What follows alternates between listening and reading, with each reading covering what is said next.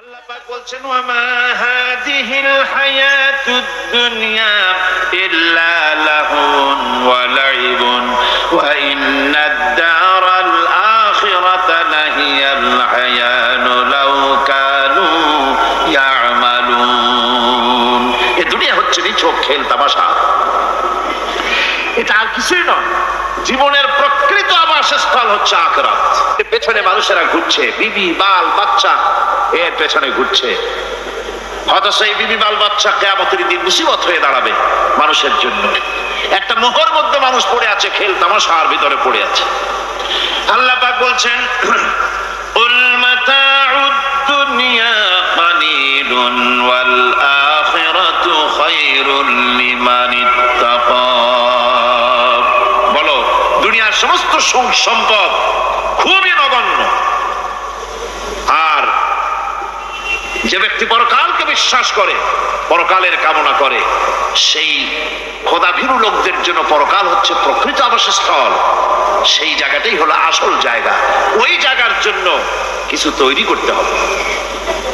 কোরআনে কারিমে রব্বুল আলামিন বলছেন আরাদিতুম বিল হায়াতিদ দুনিয়া মিনাল আখিরাহ ফামা মাতাউদ দুনিয়া ফিল আখিরাতি ইল্লা কালিল। তোমরা কি পরকালের জীবনের বিনিময় এই দুনিয়ার জীবনটাই বেশি পরিতুষ্ট হয়েছ? অথচ দুনিয়ার জীবনের সুখ সম্পদ তো পরকালের তুলনায় খুবই নগণ্য। পরকালের সুখ অনেক বেশি, পরকালের দুঃখটাও অনেক বেশি, সুখটাও অনেক বেশি। পরকালটা স্থায়ী, সুতরাং দুনিয়া মোহে না পড়ে পরকালের জন্য জীবনটাকে পরকাল ভিত্তিক জীবন তৈরি করো। আল্লাহ পাক বলছেন ফাম্মা মান তাগা ওয়া আসারাল হায়াতাদ দুনিয়া ফাইন্নাল জাহিমা হিয়াল মাওয়া। অতঃপর যে ব্যক্তি বিদ্রোহ করেছে এবং দুনিয়ার জীবনকে অগ্রাধিকার দিয়েছে, তার জায়গা হচ্ছে জাহান্নাম। জোরে বলেন নাউজুবিল্লাহ। যে ব্যক্তি আল্লাহর সঙ্গে বিদ্রোহ করেছে আর পরকালের জন্য পাথর জোগাড় করে নাই, দুনিয়াকে অগ্রাধিকার দিল, পরকালকে ভুলে গেল, তার জায়গা হলো জাহান্নাম। ওয়া আম্মা মান খাফা মাকামা রাব্বিহি ওয়া নাহান নাফসা আনিল হাওয়া ফাইন্নাল জান্নাতা হিয়াল মাওয়া। আর যে ব্যক্তি আপন প্রভুর সামনে উপস্থিত হকে ভয় করেছে এবং আপন প্রবৃত্তিকে লালসা মুক্ত করেছে, লালসার হাত থেকে রক্ষা করেছে, আল্লাহ রাব্বুল আলামিন কিয়ামতের দিন তার জন্য রেখে দিয়েছেন জান্নাত। তার জন্য কোন জায়গা? জান্নাত। আমাদেরকে পরকাল ভিত্তিক জীবন যাপন যদি করি, তাহলে কবরের জবাবগুলি খুব আসান হবে। আর যদি পরকাল ভিত্তিক জীবন যাপন না হয়, কবরটা মুসিবত হয়ে যাবে। হযরত ওসমান রাদিয়াল্লাহু তাআলা আনহু কবরের কাছে গিয়ে খুব কাঁদতেন। সাহাবায়ে কেরাম প্রশ্ন করেছেন, হুজুর, রাসূল করিম সাল্লাল্লাহু আলাইহি ওয়াসাল্লাম যখন জান্নাত ও জাহান্নামের ওয়াজ করেন, তখনও তো এত বেশি আপনি কাঁদেন না, যত বেশি কাঁদেন কবরের কাছে এসে, কারণ কি? হযরত ওসমান রাদিয়াল্লাহু তাআলা আনহু বলতেন, আমার সাথীরা, আমি আমার হাবিবের কাছে, আল্লাহ রাব্বুল আলামিনের রাসূলের কাছে আমি শুনেছি এই কবরটাই হলো প্রথম স্টেশন, এই কবরটাই হলো প্রথম ইমিগ্রেশন কাউন্টার। এই জায়গায় কেউ যদি ধরা পড়ে যায়, কারো যদি চার্জশিট হয়ে যায়, সব জায়গায় ধরা পড়ে যাবে। হাসরে মিজানে সিরাতে কোনো জায়গায় নাজাত পাবে না। আর এই কবরটা যদি কেউ মুক্তি পেয়ে যায়, মিজান সিরাত হাসর সব জায়গা থেকে আল্লাহ তারে ভালোভাবে পার করে দিবেন। এটা হলো আসল জায়গা, মারাত্মক জায়গা, খুব মারাত্মক জায়গা। আমি এটাকে ইমিগ্রেশন কাউন্টার বলেছি আমার ভাষায়। ইমিগ্রেশন কাউন্টার যারা বিদেশ ভ্রমণ করেছেন তারা জানেন। লন্ডন যাবেন, আমেরিকা যাবেন, সৌদি আরব যাবেন, যে কোনো বিদেশে যাবেন, গেলেই পাসপোর্ট তারা দেখবে। পাসপোর্টে আপনার ন্যাশনালিটি কোনটা সেটাই তারা জানতে চাইবে। আপনি কোন দল করেন এটা তারা জানতে চাইবে না। আপনি কোন ভাষায় কথা বলেন তাও তাদের জানার দরকার নেই। প্রথমেই তারা আপনার ন্যাশনালিটি দেখবে, আপনার আইডেন্টিটি কি তারা জানতে চাইবে। তারপরে যদি স্যাটিসফ্যাক্টরি হয় আপনাকে ভিসা দিয়ে ভেতরে ঢুকবার ব্যবস্থা করে দেবে। আর যদি তারা স্যাটিসফাইড না হয় তাহলে আপনাকে মেহমানখানায় ঢুকানো হবে গ্রেফতার করে। কবর হচ্ছে এ ধরনের একটি ইমিগ্রেশন কাউন্টার। কবরের ভিতরে মানুষ যখনই রাখা হবে সঙ্গে সঙ্গে দুজন ফেরেশতা আসবে। কবরের কাছে যারা এসেছিল দাফন হয়ে যাওয়ার পর এই লোকগুলি 40 কদম যেতে যতক্ষণ লাগে এর মধ্যেই দুজন ফেরেশতা এসে যাবে। এসে জিজ্ঞেস করবে মান রব্বুকা, তুমি কোন দল করতে, ওটা তাদের জানার দরকার নাই। চাকরি কিসে করতেন ওটা জানার দরকার নাই। ব্যবসা করতেন না চাকরি করতেন প্রয়োজন নেই। প্রথমেই জিজ্ঞাসা করা হবে ন্যাশনালিটি, প্রথমেই জিজ্ঞাসা করা হবে তার ন্যাশনালিটি সম্পর্কে, তার আইডেন্টিটিটা কি, এবং সেটাকে সত্যায়িত করার জন্য বোঝার জন্য 3টি প্রশ্ন। প্রথম প্রশ্ন এই মান রব্বুকা ওয়া মা দীনুকা ওয়া মান নাবিয়ুকা, তোমার রব কে, তোমার দ্বীন কি, তোমার নবী কে।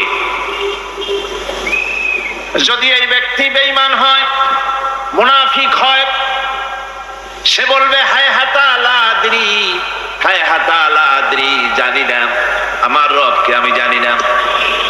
তোমার দিন কি, দিন কারে কয় বুঝি না।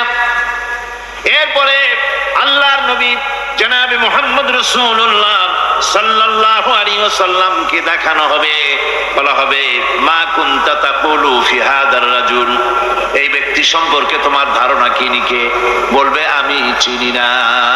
নাউযুবিল্লাহ। বাস, এরপরে তার যা হবার তাই শুরু হয়ে যাবে। আর যদি বান্দাটা মুমিন হয়, প্রশ্ন করা হবে মান রব্বুকা, জবাব দেবে রব্বি আল্লাহ, আমার রব আল্লাহ রাব্বুল আলামিন। ওয়া মা দীনুকা, দীনুনা ইসলাম, আমার দিন হচ্ছে ইসলাম। এরপরে আল্লাহর নবীকে দেখানো হবে। কয়েক রকমের বর্ণনা আছে, কোন বর্ণনায় আছে হুজুরের আকারে দেখানো হবে, অথবা রাসূলকে সরাসরি দেখানো হবে। বলা হবে মা কুনতা তাকুলু ফি হাদার রাজুল, এই লোকটি সম্পর্কে ধারণা কি। মুমিন ব্যক্তি বলবে হাদা নবিয়ুনা মুহাম্মাদুর রাসূলুল্লাহ সাল্লাল্লাহু আলাইহি ওয়াসাল্লাম, ইনি আমার তো সেই নবী মুহাম্মাদুর রাসূলুল্লাহ সাল্লাল্লাহু আলাইহি ওয়াসাল্লাম। আমরা যেন এই রকমের জবাব দিতে পারি, আল্লাহ কবুল করো। সকলে জোরে কোন আমিন। জবাব হয়ে যাওয়ার পর গায়ব থেকে আওয়াজ আসবে ফাফরিশু বিল জান্নাতি ওয়ালবিসু বিল জান্নাহ, ও আমার ফেরেশতারা আমার এই বান্দাকে জান্নাতের পোশাক পরায়া দাও আর কবরটাকে জান্নাতের বিছানা বিছায়া দাও। জান্নাতের পোশাক পরায় দাও, জান্নাতের বিছানা বিছায়া দাও। ইলা মাদ্দা বাসারিহি, তার চোখের দৃষ্টি যত দূর যায় কবরটা ততটা প্রশস্ত করে দাও। এরপর বেহেশতের পোশাক পরাইয়া বেহেশতের বিছানা বিছায়া ফেরেশতা বলবে নুম কানাউমুল উরুস, ঘুমিয়ে যাও। দুলামিয়া যেমন বাসর সজ্জায় নতুন বউ নিয়ে আরামে ঘুমায়, এরকম আরামে ঘুমায় যাও। ইলা ইয়াউমিল কিয়ামা, কিয়ামত পর্যন্ত ঘুমায় থাকো, আরামে ঘুমিয়ে থাকবে। এরপরে সিংহায় ফুৎকার হবে, সিংহার ফুৎকারের আওয়াজে তার ঘুম ভেঙে যাবে। বলবে ইয়া ওয়াইলানা মান বা'আথানা মিন মারকাদিনা, হায় আফসোস, আমার এত আরামের ঘুম থেকে কে আমাকে জাগ্রত করলো, আমার ঘুমটারে নষ্ট করলো কে। আওয়াজ আসবে হাদা মা ওয়াদার রহমান ওয়া সাদাকাল মুরসালুন, এটা হচ্ছে রহমানের সেই ওয়াদা, আর মুরসালিনরা নবীরা সত্য কথাই বলেছিলেন, সেই কিয়ামত অনুষ্ঠিত হচ্ছে। আমার বন্ধুগণ, সেজন্য এই দুনিয়ার মোহে পড়ে থাকলে পরে দুনিয়ায় যারা অগ্রাধিকার দিবে দুনিয়াকে পরকালের তুলনায়, জবাব দিতে পারবে না কবরের ভিতরে গিয়া। আর যারা পরকালকে অগ্রাধিকার দিবে, দুনিয়ার চাইতে পরকালকে বেশি অগ্রাধিকার দেবে, আর আল্লাহর ভয় কলিজার ভিতরে রাখবে, কবরে কিভাবে দিতে পারবে? কিয়ামতের দিন আল্লাহ রাব্বুল আলামিন তাদের জন্য জান্নাত দান করবেন। জোরে বলেন আমিন। দুনিয়াটা হচ্ছে দুনিয়া যেখানে আমরা আছি। আমি আগেই বলেছি দুনিয়া হচ্ছে আদনা শব্দ থেকে এর উৎপত্তি হয়েছে। তুচ্ছ, নিকৃষ্ট, এটার দাম নাই, এটার মূল্য নাই। হযরত ইবনে কাইয়িম রাহিমাহুল্লাহ নওয়ারাল্লাহু মারকাদাহু ওয়া জাআলাল জান্নাতা মাসওয়াহু, হযরত ইবনে কাইয়িম তিনি বলছেন, সুন্দর করে বলছেন দুনিয়া সম্পর্কে, মা মাদা ফিদ দুনিয়া আহলামুন ওয়া মা বাকিয়া মিনহা আমানি ওয়াল ওয়াক্তু বাইনাহুমা দায়ুন। মা মাদা ফিদ দুনিয়া আহলামুন, জীবনের যে অংশ ফেলে এসেছি সেটা আজ একটা স্বপ্ন। ওয়া মা বাকিয়া মিনহা আমানি, আর জীবনের যে অংশ সামনে বাকি আছে সেটা এখন একটা আকাঙ্ক্ষা। ওয়াল ওয়াক্তু বাইনাহুমা দায়ুন, আর এর মাঝখান থেকে সময় সব চলে যাচ্ছে। কত বড় কথা চিন্তা করেছেন? জীবনের যে অংশ ফেলে এসেছি তা আজকে স্বপ্ন, তা আজ কি বলেন? স্বপ্ন। আর সামনে যা আছে সেটা আকাঙ্ক্ষা, আর মাঝখান থেকে সময় সব চলে যাচ্ছে। এরপরে তিনি বলছেন, ওয়ামাই ইয়াসহাবিদ দুনিয়া ইয়াকুন মিসলা কাবিদিন আলাল মাই খানাতুহু ফুরুজুল আসাবিঈ। দুনিয়াদারের অবস্থা হচ্ছে এই, কেউ যদি দুই হাতে পানি খামসায় ধরে, দুই হাতে কি ধরছে বলেন? দুই হাতে পানি খামসায় ধরেছে, খুব মজবুত করে ধরেছে, দুই মুঠ পানি।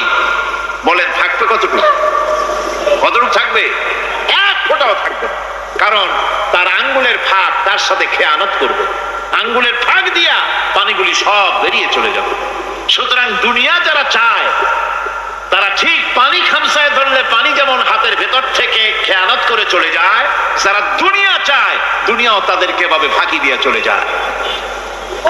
তবুও দুনিয়ার মায়া মানুষের এত বেশি। আল্লাহর নবী বলেন, লাউ কানা লি ইবনি আদামা ওয়াদিন মিন যাহাবিন লাহাব্বা ইয়াকুনা লাহু সানিন। এই পৃথিবীতে যদি কাউকে একটা মাঠ ভরে যদি সোনা দেওয়া যায়, লোকটা বলবে রব্বুল আলামিন, আমি যদি আরেকটা মাঠ এরকম সোনা ভরা পেতাম। দ্বিতীয় আরেকটা মাঠ দেওয়া হলে আবার বলবে যদি তৃতীয় আরেকটা মাঠ সোনা ভরে যদি পেতাম। নবীজি বলেন, ওয়ালা ইয়ামলাউ জাওফু ইবনু আদামা ইল্লা তুরাব। মানুষের পেট 3.5 হাত মাটি ছাড়া, কবরের মাটি ছাড়া মানুষের পেট ভরবে না। আরো চাই, আরো চাই, চাওয়ার কোনো শেষ নাই। মানুষ এভাবে করে দুনিয়ার মহব্বতে এমনি পাগল হয়ে যায়, শুধু দুনিয়ার মহব্বত, পরকালকে বেমালুম ভুলে যায়। আমি কিন্তু এই কথা বুঝাতে চাই নাই যে পরকালের মহব্বতে, পরকালের ভয়তে বা পরকালের জন্য দুনিয়া আপনি বাজার ঘাট, বেচা কিনা, ব্যবসা বাণিজ্য সবকিছু ভুলে যান না, তা নয়। ভুল বোঝার কোনো কারণ নাই। পরকালকে অগ্রাধিকার দিতে হবে, মানে দুনিয়াটা চিরস্থায়ী জায়গা নয়। চিরস্থায়ী হচ্ছে কোনটা? আখিরাত। চিল্লায়গণ কোনটা? সুতরাং এখানে যা করতে হবে, আখিরাতের জবাবদিহিমূলক জীবন যাপন করতে হবে। আপনি ব্যবসা করবেন, ওজনে কম দিতে পারবেন না। আপনি খাদ্যে ভেজাল দিতে পারবেন না, চুরি করতে পারবেন না, ডাকাতি করতে পারবেন না, জেনা করতে পারবেন না, বদমাশি করতে পারবেন না, মদ খেতে পারবেন না, সন্ত্রাসী হতে পারবেন না, হাইজ্যাকার হতে পারবেন না, চাঁদাবাজ হতে পারবেন না, মুনাফাখোর হতে পারবেন না, আপনি চোরা কারবারি হতে পারবেন না, ঘুষখোর হতে পারবেন না, সুদখোর হতে পারবেন না।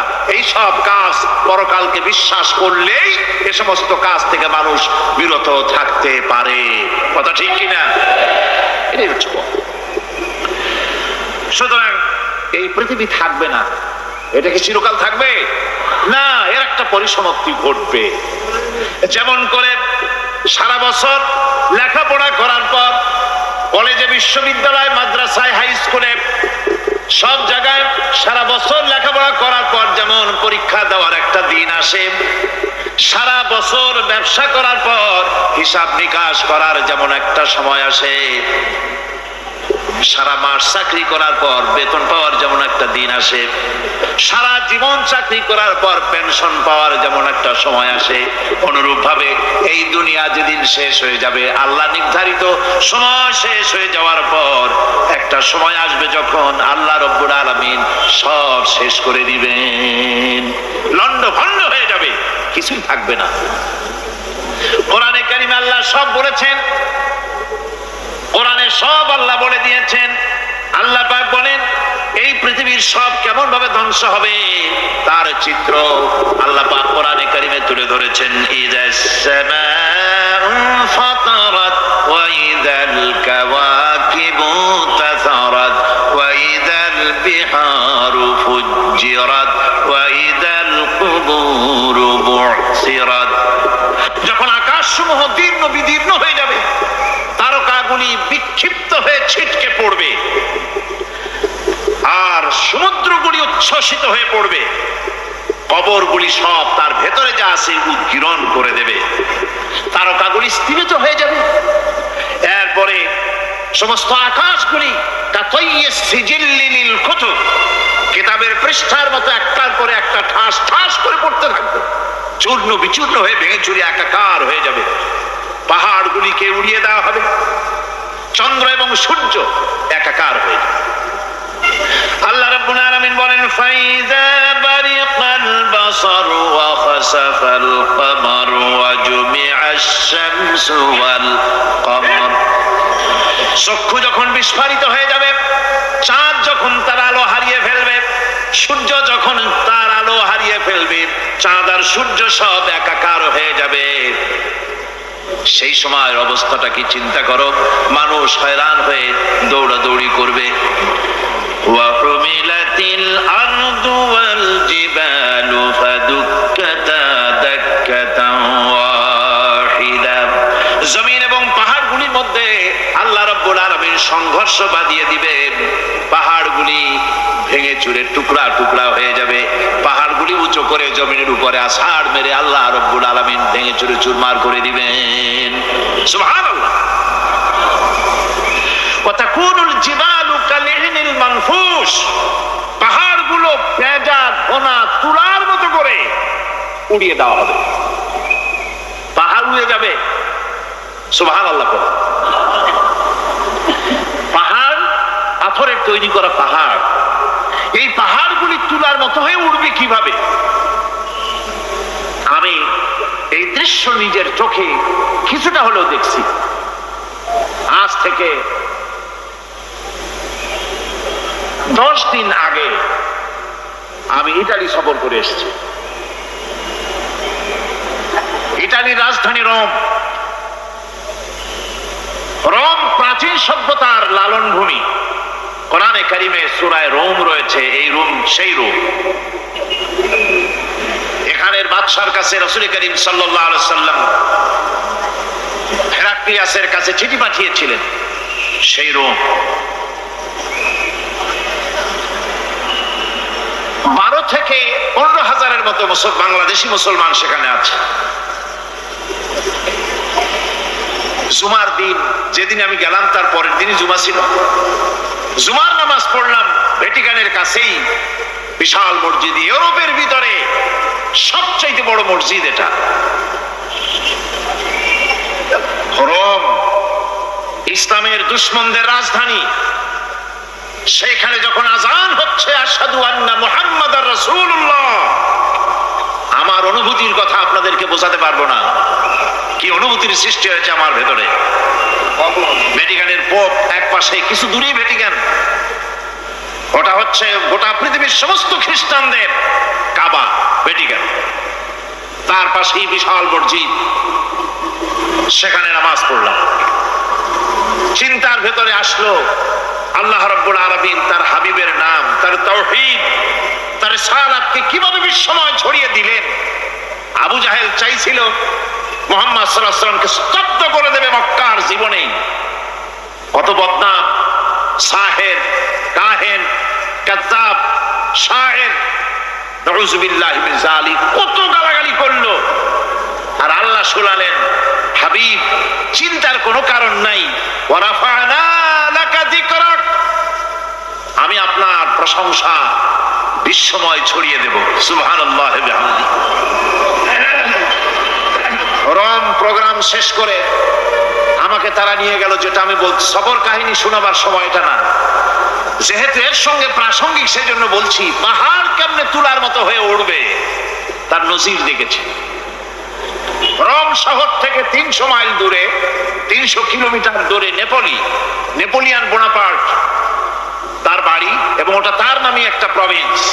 ভূমধ্য সাগরের পারে ভিসুভিয়াস, পৃথিবীর সবচাইতে বড় আগ্নেয়গিরি, সেটা দেখাতে নিয়ে যাওয়া হলো আমাকে।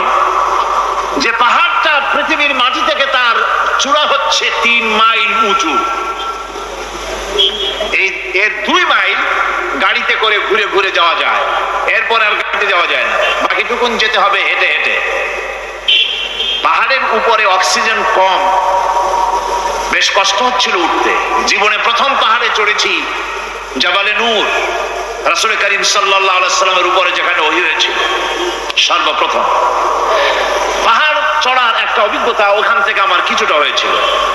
খুব কষ্ট হলো বাকি 1 মাইল উঠতে। যখন ভিসুভিয়াসের একদম শীর্ষে চলে গেছি, সেখানে গিয়ে আমার সাথে 15-20 জন লোক ছিল। আমি নিজে আল্লাহু আকবার বলে আমার গলা থেকে আওয়াজ বেরিয়ে গেল। আমি দেখতে পেলাম ভিসুভিয়াসের শীর্ষে বিশাল গর্ত। আমার মনে হয় গর্তটা এই মাঠের 1/4 হবে, এই মাঠের 1/4 হবে গর্তটা। সেই গর্তটার গভীরতা হচ্ছে 1.5 কিলোমিটার। এইখান থেকে পাথরগুলি উত্থিত হয়েছে, আগ্নেয়গিরি পাথর আগুনে গলে লাভা হয়ে এগুলি পাহাড় বেয়ে উঠছে পড়েছে, চতুর্দিকে 12 মাইল ছড়িয়ে গিয়েছে। আমার মনে পড়লো ওয়াকুদুহান নাস ওয়াল হিজারা, জাহান্নামের আগুনের ইন্ধন হবে মানুষ আর পাথর।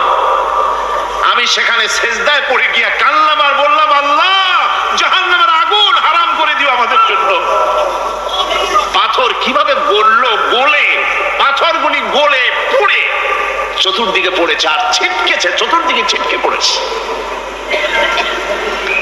সেই পাথরগুলি ছিটকে ছিটকে যেগুলি পুড়ে পড়েছে সেগুলিকে দূরে সাদা রঙের বলে মনে হয়, কোনোটা সাদা কোনোটা কালো, মনে হয় যেন তুলার মতো হয়ে পড়ে আছে চতুর্দিকে।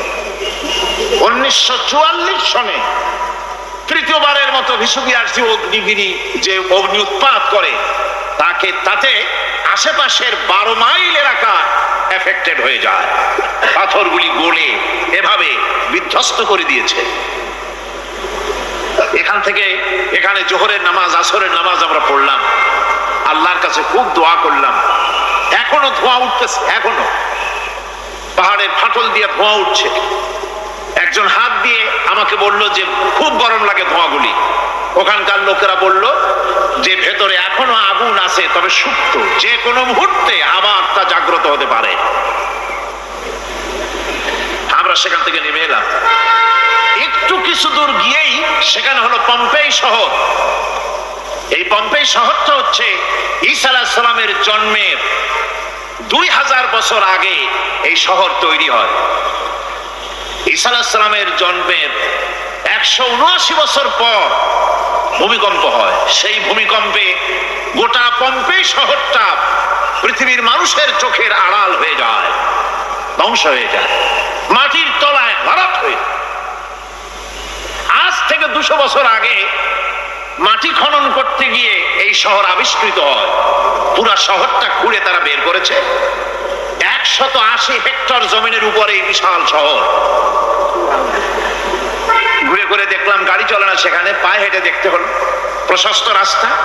আজ থেকে 4000 বছর আগের মানুষেরা রাস্তা বানাতে জানতো পাথর দিয়ে, এবং রাস্তার দুধারে তাদের ছিল ফুটপাত, পানির ব্যবস্থা, নগরায়নের সব রকমের সুযোগ সুবিধা। তারপরে সেখানে বিচারালয়, এরপরে দোকানপাট, বাজার ঘাট, সবকিছুর ব্যবস্থা রয়েছে। বিশাল বিশাল পাথরগুলি দিয়ে পিলার তৈরি করা। ভাবলাম এই পিলারগুলি, এই পাথরগুলি তারা কিভাবে ক্রেন ছাড়া এত উপরে উঠালো কি করে, আমার মাথায় আসলো না। পাথর কেটে কেটে সুন্দর সুন্দর অঙ্কন শিল্প তারা করেছে। এরপরে ঘুরতে ঘুরতে বাদশার রাজার বাড়িতে গিয়ে ঢুকলাম।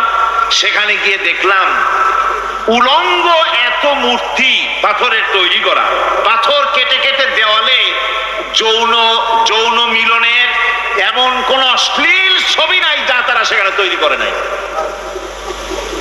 উলঙ্গ মূর্তি আর উলঙ্গ যৌন মিলনের অসংখ্য ছবি দিয়ে এই এলাকা ভরা। তখন আমি বুঝলাম আল্লাহর গজব হওয়ার কারণটা কি, এই শহরটা মাটির নিচে খারাপ হয়ে যাওয়ার কারণটা কি। আল্লাহ পাক জেনা ব্যভিচার যে দেশে বেশি হয় আল্লাহ পাক বরদাস্ত করেন। দুশ্চরিত্র যে দেশের মানুষ দুশ্চরিত্র হয়ে যায়, জেনা ব্যভিচার বেশি হতে থাকে, আল্লাহ খারাপ করে দেন, গজব দেন। এই গজব এক এক সময় এক এক রকমের হয়ে আসে। কখনো মাটির নিচে দাবায় দেন, কখনো মহামারী, কোন দেশে কলেরা, কোন দেশে জলোচ্ছ্বাস, কোথাও ভূমিকম্প, আর সর্বশেষ এই জেনা ব্যভিচারের জন্য আল্লাহ পাকের চূড়ান্ত এই যৌনতার অশ্লীলতার জন্য চূড়ান্ত গজব বর্তমান বিশ্বের জন্য এইডস। আল্লাহ পাক এই গজব দিয়েছে। বন্ধু, আমি সেই জায়গা, আমি সেখানে যা দেখলাম যে আল্লাহ পাক পাহাড়গুলিকে কিভাবে উড়াবেন এটা অস্বীকার করার কোন উপায় নাই। বিশ্বাস তো করতামই, তবে হযরত ইব্রাহিম আলাইহিস সালাম যেমন বলেছিলেন, রব্বি আরিনি কাইফা তুহিল মাউতা, আয় আল্লাহ তুমি মরাকে জিন্দা করবা কেমনে? আল্লাহ পাক বলেন আওয়ালাম তুমিন, তুমি বিশ্বাস করো না? ইব্রাহিম আলাইহিস সালাম বললেন বালা, অবশ্যই বিশ্বাস করি, ওয়ালাকিন লিয়াতমাইন্না কলবি, যদি চোখে দেখতাম তাহলে আমার অন্তরাত্মা খুব ঠান্ডা হতো। আল্লাহ রাব্বুল আলামিন চোখে দেখায় দিলেন জিন্দা কেমনে মুর্দা হবে, মুর্দা কেমনে জিন্দা হবে, আল্লাহ দেখায় দিলেন। পাহাড় উড়ায় দিবেন আল্লাহ রাব্বুল আলামিন।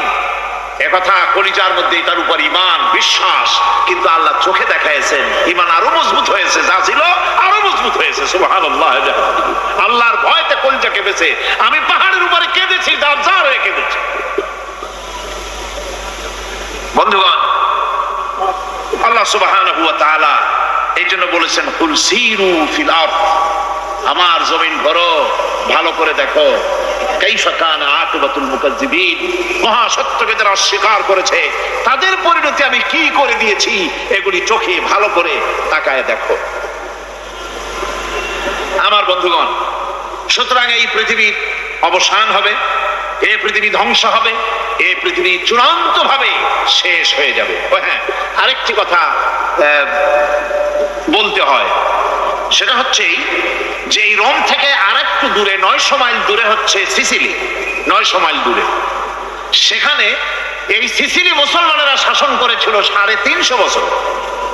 সেই সিসিলিতে রয়েছে 360টা মসজিদ মুসলমানদের করা। সমস্ত মসজিদগুলি আজ তালা বন্ধ, একটা মসজিদও খোলা নাই। সেখানকার মুসলমানেরা ওয়াজ শুনতে এসেছিল রোমে। আমি তাদের জন্য পরামর্শ দিয়েছি যে গভর্নমেন্টের কাছে তোমরা দাবি জানাও যে অন্তত একটা মসজিদের দরজা আমাদের জন্য খুলে দাও। রোমের অবস্থানরত প্রবাসী বাংলাদেশি মুসলমানেরা আমাকে বলেছে, তাদের অনেকের বাড়ি চট্টগ্রামেও আছে, আমাকে বলেছে তাদের চোখে পানি আসছে বলার সময় যে চিরামের তাফসীর মাহফিল যখন আসে কলজেটা কাঁদতে থাকে যাওয়ার জন্য। তো যাওয়া তো সম্ভব না এত দূর থেকে, আমাদের সালাম বলে দিবেন যত লোক আসবে, আর আমাদের জন্য দোয়া করতে বলবেন যেন এই রোমের ভিতরে আমরা ইসলামের আদর্শের ভিত্তিতে আমরা যেন চলতে পারি। আপনারা